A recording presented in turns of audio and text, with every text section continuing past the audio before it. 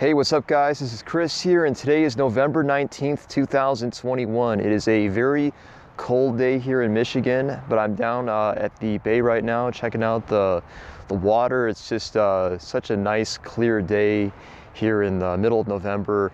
I'm gonna go ahead and actually turn around so you guys can take a look at this. Take a look at the water here. It's just really, really awesome. You can see right across and get a look at the peninsula there. Very cool. You know, we've had the fall colors here recently, so we're kind of getting now more into the winter months, and it's supposed to snow actually this weekend, so I'm expecting that we'll be getting some snow here, and this will all look very different in the next few days. But the purpose of this video, of course, to get back to that, is I wanted to do a career comparison video for you guys today on 3 players from the late 1980s, Jimmy Connors, Ivan Lendl, and Andre Agassi, who of course I'm sure you guys are all familiar with. So the reason that I picked these 3 players is because they all played during a very similar era, or the same era in the case of Jimmy Connors and Avon Lendl, and they all won the same number of Grand Slams. The first player I'm going to start with is Jimmy Connors, who played all the way back in the early 1970s. He started his career in 1970, I believe it was, and he won his first Grand Slam at the 1974 Australian Open. And Connors would have an amazingly long career. He would play up until 1996, and he would win over 100 titles in his career, including, of course, 8 Grand Slams. Now, the one thing that's most noteworthy about Jimmy Connors is that he was amazingly good at the US Open. He would win that tournament 5 times in his career.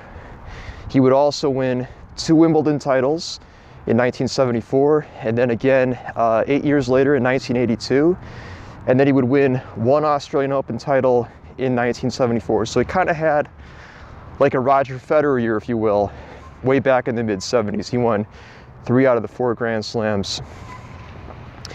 It's also worth noting with Jimmy that he was not allowed to play the French Open that year, 1974, because he had a contract with World Team Tennis, and at the time the French Federation wouldn't allow players that were taking part in World Team Tennis to play at that event. So he actually wasn't allowed to play at it, and he potentially could have achieved the career, or the calendar year rather, Grand Slam if he had won the French Open in 1974. Just for a point of reference, that was Bjorn Borg's first Grand Slam title. So Jimmy really had an amazing career, and in a lot of senses you could really put him as number 1 on this list, because he won the most amount of titles, and he did not fare well against Agassi. But to be fair, he's 18 years older than Andre Agassi, so I don't think you can play too much into their head-to-head because of that. Okay, so now we're going to go ahead and move on to Ivan Lendl, and Lendl's first Grand Slam would come at the 1984 French Open when he was 24 years old. Lendl is kind of known for being a little bit of a slower starter when compared to the other 2 players that I mentioned here, because he didn't win his first Grand Slam until he was 24, and it took him a few times. He was actually in, I believe it was at least 3 Grand Slam finals before he won his first Grand Slam title at the 1984 French Open. But once Lendl started winning, he really took off. He would win his next Grand Slam at the 1985 US Open, I believe it was. He would win the US Open a total of 3 times in his career. He would win the Australian Open several times as well, and of course he was a multiple-time French Open champion. So Ivan Lendl was a very well-rounded player, but he was never able to win Wimbledon. Wimbledon was like his foil. So Ivan Lendl was never able to win a Grand Slam on grass, but he was able to dominate most of the players from his generation, including Jimmy Connors, John McEnroe, and Andre Agassi. In fact, he beat Andre Agassi in 6 out of their 8 meetings on the tour. So Lendl was very, very good, and he became one of the best players, I would say, from his generation, winning almost 100 titles in total in his career. So I'd have to put Lendl pretty high on this list as well, and you could really make an argument for him being number one because he was so dominant against the other players from his own era. Now we have Andre Agassi, and Andre did not have as many titles as either Connors or Lendl.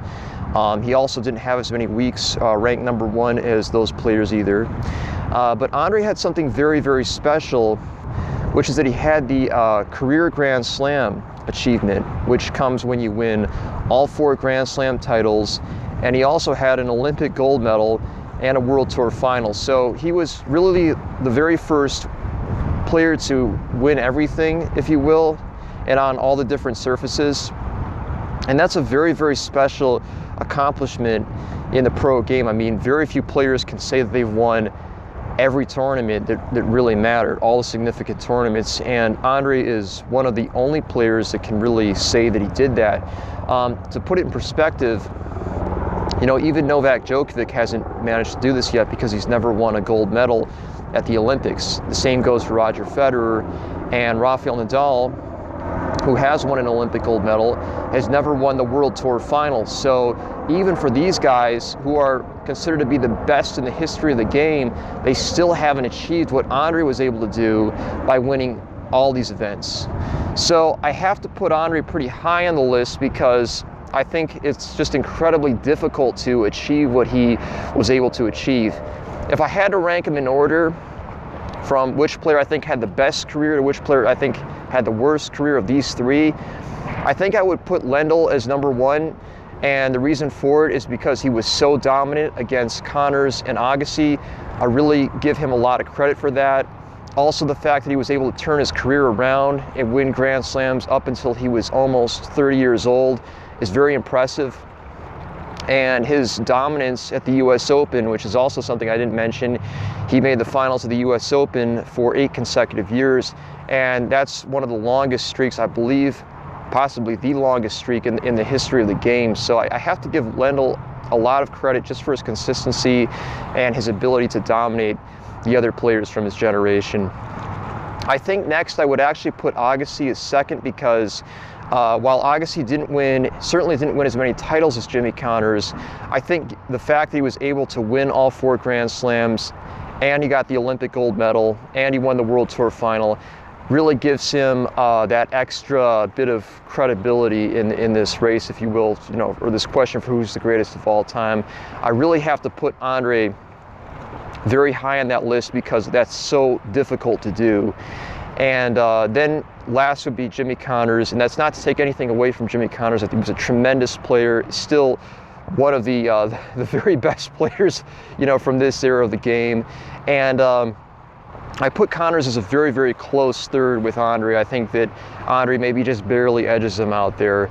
But in either case, I would love to hear from you guys. What do you think of my analysis here? Who do you think would be the best of these 3 players? Let me know in the comment section down below. Hope you guys are all doing great. Thank you so much for watching, and I will see you at the next one. This is Chris, signing out.